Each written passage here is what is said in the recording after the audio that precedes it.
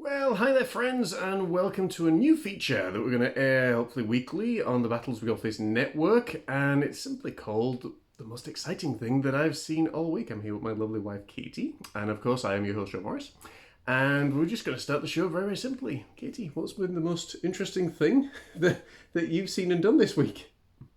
Well, it's pretty near the beginning of the week, so... Well, we take from last week into consideration, so we can go from Monday to Monday. Okay. Well, I suppose the most, well, maybe not interesting, but the thing that we were looking forward to most was going to the cinema today to see the new Fantastic Beasts film. We're big fans of the Harry Potter franchise and the Fantastic Beasts film, so we were really looking forward to seeing the new feature. We decided to make a day of it. We did. We did. We went for dinner first. We did this really cool thing. Is it the Beijing Banquet we went to? Really good, but I learned a really interesting lesson, folks, and it was don't mix, what was it, black bean sauce beef something and boiled chicken and rice. It doesn't taste nice, just saying. It's kind of gloopy, kind of gooey. Didn't feel all that good afterwards, but anyway, lesson learned. But you enjoyed yourself, did you not? I had a great time. With the meal, I had a great time. Quite the experience. What part of the meal did you love the All most? my favourite things. We had sushi, we had dumplings, we had crispy duck pancakes. You had them. You had them. I didn't. I had other things. Chocolate cake and ice cream. Yeah, I was in heaven. The ice cream was actually really good, folks. Because after my monstrosity of a second course. I had a nice light chocolate gâteau. Now the chocolatey cakey bit was like eating. You said it was like eating a carpet. Yeah, well, it was really fluffy. That's what I meant by that. It was really fluffy. It was like a cloud. It was not a really carpet. enjoyable. But the ganache inside was really nice. And it was very nice. And then you had, of course, your ginormous chocolate slab with banana flavored ice cream. Oh no, it was vanilla flavored ice cream. You were talking about banana stuff. We were into different conversations. I did not have banana ice cream. No, but you had. We were talking about banana flavored. That's disgusting. Pills or medication. Our discussion went along the lines of banana, but I didn't eat anything banana. No, the ice cream was very nice. It was custard. It was custard flavored ice cream. That was it. It tasted like custard. Which was very nice. Anyway. So then afterwards, we went to see the new Fantastic Beasts film. The first shock that we got was when we went to the Odeon, and the prices has actually been bumped up, Yeah, well, normally we go on a Monday because you get in cheaper on a Monday, and I begrudge paying the price of cinema tickets these days. So we usually go on a Monday where it's a lot cheaper. But not realising or not remembering that we were on an Easter holiday here in the UK, they had kept the prices at their normal rates on the Monday. So I was rather disgruntled to have to pay. We could have walked away, but I was really looking forward to seeing the film. We'd made a big thing of it being a date, so we decided just to foot the money and go for it. Was the money worth it? Personally, I don't think so. And we'll talk about that a little bit, folks. If you don't want any spoilers in the film, I suggest you stop watching and go watch one of the other shows that we do. It was the money that was there, and then we learnt a lesson of, well, because it's a blockbuster, they also bump up the price as well. Again, would I have classed this as a blockbuster? Probably not, if I'm honest.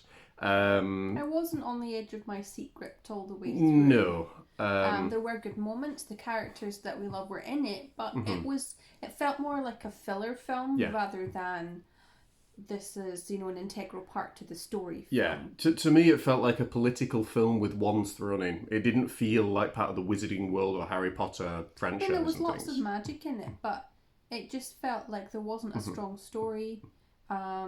Yes, there was a story, but it wasn't a very strong one. And characters that were really big in the first two films, yes, they were there. Yes, they had a storyline, but it didn't feel like it was, a gripping story. Yeah. It didn't feel like you were being taken along with them.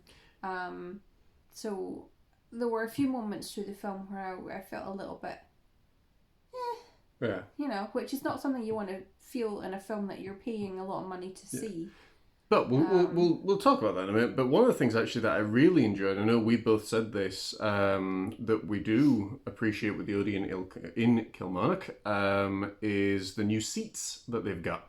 They are much more comfier. If you're a tall person like me, having that extra little bit of leg room really, really helps. So, and I know we like the dual armrests now in certain seats, which is very nice. Only in certain seats. And it's usually, I think, well, we're not going to tell you actually, because that way all the seats will be booked up and we won't get them. You have to find out for yourself. So, just saying first, well, you always want to make sure, because this is the thing, as soon as people find out about it, then they're just like, oh, we're going to go and book those seats. And then it's like the great secret's out. So I want to make sure that, you keep with your armrests. But, the cinema as well wasn't overly busy. And, we've said this before, that and it's the same with train prices, it's the same with bus fares, it's the same with everything. The more that you increase it, there seems to be this logical mind that, if we make this really, really expensive, then we're going to make a ton of money. But over the Easter holidays, if you actually drop the price, you would get more people in, logically, that would be wanting to come and see it. Because not many people are going to want to spend £24, especially if it's just the two of you, to go and see a film. That's like $30 if you're watching in America. And in my opinion, that's a lot of money to see a film. Yeah, especially when you can go and wait for it to come out and buy it on DVD. So it has to be like the best thing you've seen that year, and it didn't feel like that. This wasn't. Talking about the film, I've got to be honest, the new casting choice for Grindelwald, I personally wasn't a fan of at all. Out of the three of them, I actually believe, my opinion, based on that first viewing of the movie, I would not have cast him at all. I think the reason being for me was because he was... It was almost like he was far worse than Voldemort in terms of his personality, in terms of his character, in terms of what he did. There was more evil there than, dare I use that word, as a villainous character. And if you don't like seeing, again, spoiler, but if you don't like seeing animals killed, you ain't probably going to want to see this. I just felt they tried to make his character so evil that it really took a major departure and with less personality. So for me, I wasn't a big fan. What did you think? I think that the three films are trying to show different sides to Grindelwald. Mm-hmm. Obviously, he has the ability to change appearance. So they've gone with that for various reasons. We'll not get into that. But each iteration of Grindelwald shows a different side to his character. Like the first film with Colin Farrell, it was a bit more kind of trying to charm people, quite kind of, he's been described kind of mobster, kind of American gangster type character. But it almost felt lighter with him. I really enjoyed him. Yeah, I did. I think he's my favourite of all three. And then obviously it was Johnny Depp, who was a bit more kooky, a bit kind of the wacky side of Grindelwald, a bit less predictable. And then this iteration is a bit more political, a bit more subtle, certainly quite evil in certain actions, and it was definitely a much more subtle iteration of Grindelwald. And the whole story was quite subtle, I felt. It was very political. And obviously, that's fine, you sometimes, politics obviously comes into it, even in the magical world, whatever. But it just felt like there were lots of storylines trying to work together towards a common sort of point at the end, but it wasn't like it was a big climax at the end of the film.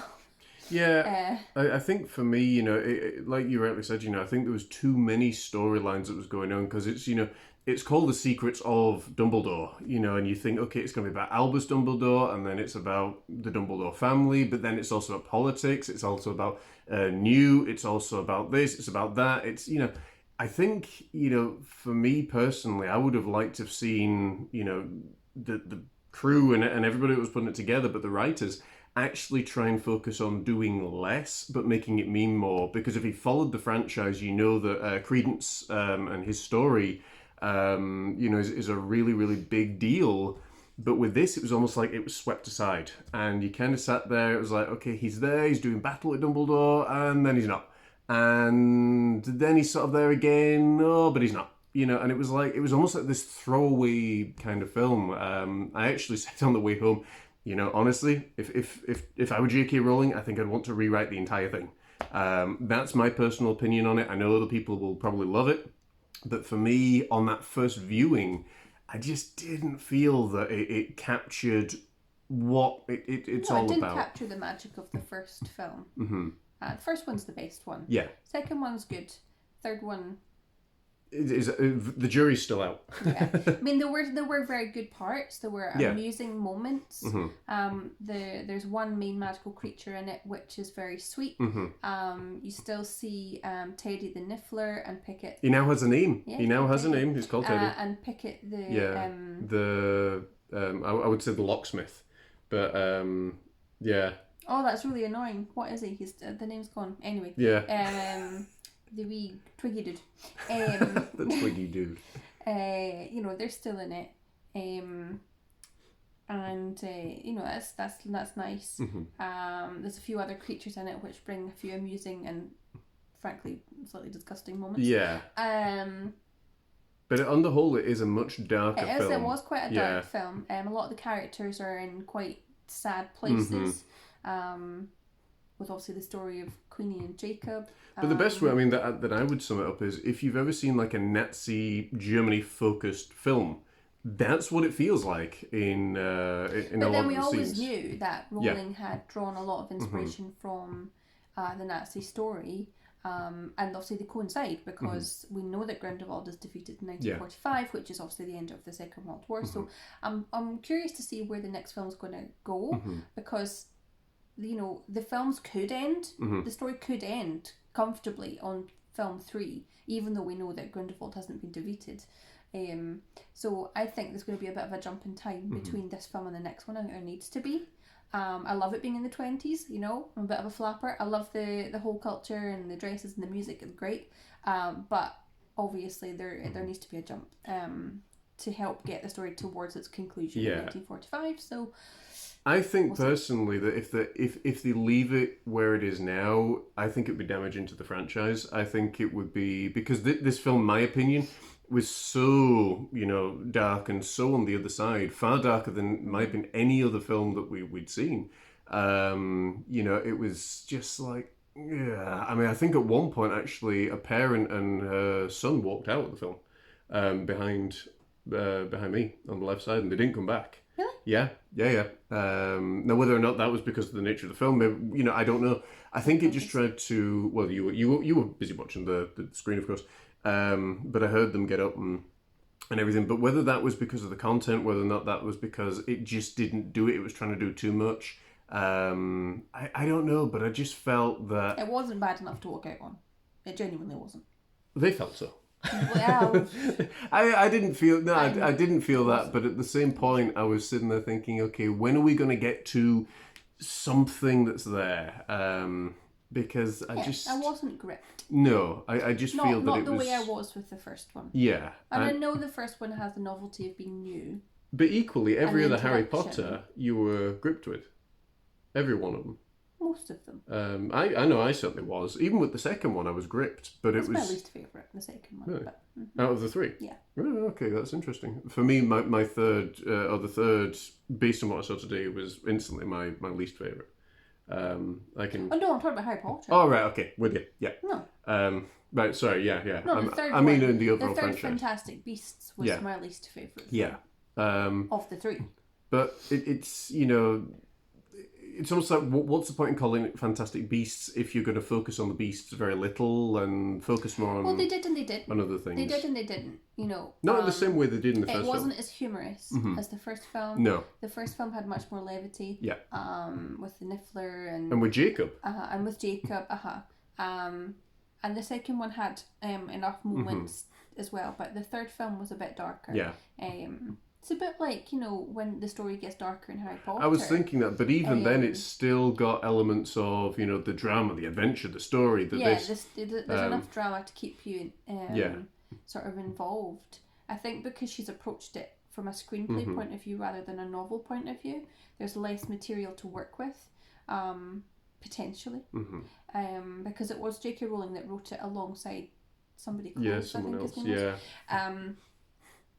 But